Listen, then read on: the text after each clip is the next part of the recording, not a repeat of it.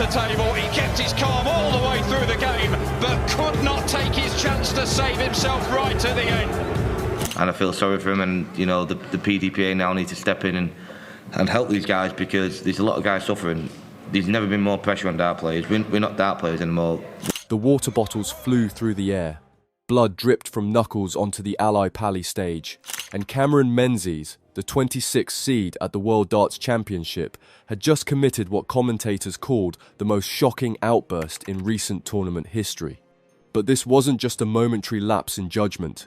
This was the latest chapter in a troubling pattern that has left the darts world asking, what's happening to Cameron Menzies? December 15th, 2025. Cameron Menzies faced a 20-year-old debutant, Charlie Manby, in the first round of the PDC World Darts Championship. Ranked 26th in the world and coming off arguably his best year on tour, Menzies was the clear favourite. He took the opening set, then surged ahead 2-1, one set away from the second round. But Manby refused to crumble. He clawed back to force a deciding fifth set. Both players missed match darts. Then Manby, on his 7th match dart, finally found double one. The 20-year-old had done it. Upset of the tournament. What happened next stunned everyone watching. As Manby celebrated, Menzies turned to the small table beside the oche and unleashed 3 vicious uppercuts into the underside. Water bottles flew. Blood appeared across his knuckles. He wiped it across his face, leaving red streaks. Referee Kirk Bevins immediately instructed him to leave the stage. The crowd erupted in boos. Menzies held up his bloodied hands in apology as he walked off to hospital. Glenn Durrant captured the shock. For Cameron Menzies, I think he will regret that for the rest of his life. Wayne Mardle was more direct, saying Menzies had absolutely lost the plot when he assaulted the drinks table. Within hours, Menzies spoke. First of all, I would like to apologize for what happened. I am sorry that I reacted in the manner that I did. Then came the explanation that shifted everything. 4 days before the match, Menzies had visited his uncle Gary in what would be their final meeting. The man who had treated him like a son was dying.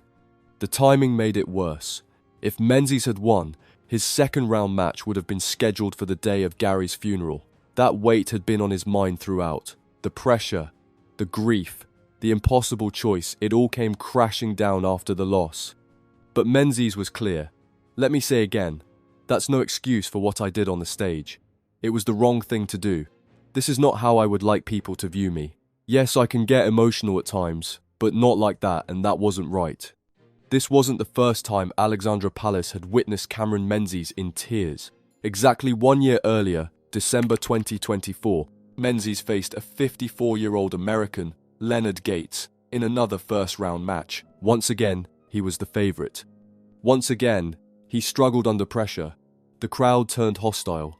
Scotland get battered everywhere they go, echoed around the arena.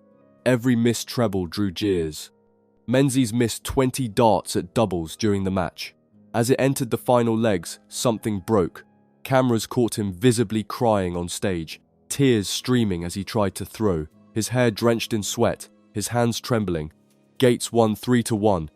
What nobody knew was what Menzies was carrying. His father Ricky had just undergone triple heart bypass surgery. One of the most important people in his life was in a hospital bed recovering from life-threatening surgery. And Menzies stood on stage, being mocked by thousands, trying to play darts while his world fell apart. He later described it as one of the darkest times of his life. Gates, to his credit, immediately went to comfort him. No celebration, just compassion. But Menzies left Alli Pali in the first round, devastated. 2 consecutive world championships, 2 first-round exits, 2 very public emotional breakdowns. But the pattern goes back further. November 2017, the Grand Slam of Darts at Wolverhampton Civic Hall. Menzies faced Dutch youngster Barry van Peer in a group stage decider. But this wasn't just another match. Van Peer was publicly battling dartitis, the debilitating condition that makes it impossible to release the dart. The 21-year-old had broken down in tears against Gary Anderson days earlier, struggling to throw while the crowd watched in agony. Against Menzies, Van Peer battled through to a dramatic 5-4 victory. There was barely a dry eye in the house. Menzies, ever the emotional player, was visibly moved throughout. The respect between the two was palpable. Before the match, Menzies had told Van Peer, "Come on, let's make this a good game," and offered supportive words. Even in defeat, Menzies' emotions poured out not in anger this time, but in empathy and tears for an opponent's struggle. It revealed something crucial. Menzies doesn't just feel his own pain intensely, he feels everything intensely. July 2025, the World Matchplay at Blackpool's Winter Gardens. Menzies' debut at one of darts' most prestigious events. First round opponent, Danny Noppert. This was his chance to prove he could handle the big stage. It became a nightmare immediately. In the fourth leg, trailing 3-0, Menzies had 178 remaining. After hitting 2 treble 20s for 120 points, he had 58 left. Simple mathematics. But then, inexplicably, Menzies threw his third dart at treble 20 again. It hit. 180 scored. Bust. The crowd gasped. Menzies had just hit a perfect 180, and it cost him the leg. The mental error was staggering. Noppert capitalized, surging to a 7-0 lead before Menzies won a single leg. Final score, 10-2. Menzies' 3-dart average was 81.35, the lowest of the entire tournament. On stage, under pressure, he fell apart. Glenn Durrant identified the problem. On the floor, Cammy has been the best player in the room. It feels like it is a different game when you go on stage. There it was. In practice, away from crowds and cameras, Menzies was brilliant. Put him on television, surrounded by thousands of fans, and something fundamental changed. And here's where the story gets darker. The crowds have figured out that Cameron Menzies can be broken. The chants follow him everywhere. Scotland get battered everywhere they go. Unlike other players who brush it off or use it as motivation, Menzies wilts. He miscounts. He misses. His shoulders slump. The crowd sees it happening and pushes harder. Commentators call him Alexandra Palace's whipping boy. Not because he lacks talent, but because the crowd knows they can get to him. He's not a cocky showman they can boo for entertainment. He's a sensitive, emotional player who wears his heart on his sleeve. And that makes him vulnerable. This is the uncomfortable truth about modern darts. Take a man with documented anxiety struggles. Put him on stage in front of people who've watched him bleed on television. Add thousands of fans who've been drinking since morning. Mix in English nationalism and the knowledge that this player crumbles under pressure. The PDC has done nothing to address the targeted abuse, because this atmosphere is precisely what's made darts explode in popularity. For 4 years, Menzies had Fallon Sherrock in his corner. The fellow professional defended his emotional nature publicly. He wants it so much that is where you see all the emotions, she explained in early 2025. His A-game is absolutely phenomenal. He wears his heart on his sleeve, but I think that is what everyone likes. But by summer 2025, the relationship had ended. Then came December 18th, 3 days after Menzies' table-punching incident. Sherrock faced Dave Chisnall in the World Championship, losing 3-0. As she walked away from the oche, cameras caught her approaching her table and gently wobbling it with a smile, a light-hearted jab at her ex-boyfriend's violent outburst. First set, that was a real good match. It was competitive, but it's Dave Chisnall that beats. The darts community split. Some found it hilarious. Others called it classless, arguing that mocking someone who'd publicly admitted to struggling with grief crossed a line. But the moment highlighted just how public Menzies' struggles had become. His emotional volatility was now fodder for jokes across the entire sport. The reactions from within darts painted a complex picture. Wayne Mardle emphasized the behavior was unacceptable. You cannot do that anywhere, let alone on the biggest stage of them all. But he added, I hope the PDPA are there for him, because he has clearly got issues. Peter Wright offered nuance. The two-time world champion understood the internal pressure elite players experience. When you miss shots, you feel disappointed in yourself. That's the harder thing. But he was clear. That's not what you should be doing in public. He needs to release his anger in a more appropriate way. The PDC's Matt Porter struck a balance. While the Darts Regulation Authority would review the incident for sanctions, the organisation's priority was Menzies' well-being. He knows there is support available from the PDC and the PDPA. This is where Cameron Menzies' story becomes about more than one player. It's about the mental toll of professional sport, especially in an individual game where every failure is yours alone. In darts, there's no teammate to blame, no weather conditions to point toward. When you lose, it's because you missed. You weren't good enough in that moment. That burden weighs differently on different people. Some thrive under it. Others, like Menzies, crumble. His career hasn't been without success. Challenge Tour titles, European Tour quarterfinals. Statistically, one of his best years in 2025. The talent is undeniable, but when the lights are brightest, when the stakes are highest, the cracks appear.